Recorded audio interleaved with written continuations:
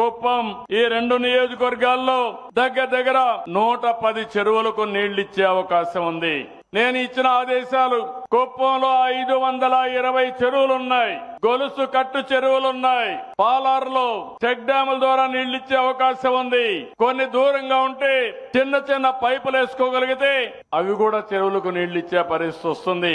నేను చాలా సార్లు చెప్పాను, నీటి విలువ తెలిసిన పార్టీ తెలుగుదేశం పార్టీ, నీటి విలువ తెలిసిన పార్టీ ఎన్డీఏ. నీటి విలువ రైతుల సమస్యలు తెలియని పార్టీలు మిగిలిన పార్టీలు అని చెప్పి కూడా నేను మీకు తెలియజేస్తున్నా. అసెంబ్లీ అంటే హేళన, తిట్లు, నవ్వులాట్లు ఇలాంటికే పరిమితం చేశారు. ఈ రోజు మనందరి ఆలోచన ఒకటి, చిత్తశుద్ధి ఉంటే ఏదైనా సాధ్యం. నీళ్లనేది జీవితం. ఒక్కసారి నీళ్లు వస్తే అక్కడ పరిస్థితులన్నీ మారిపోతాయి.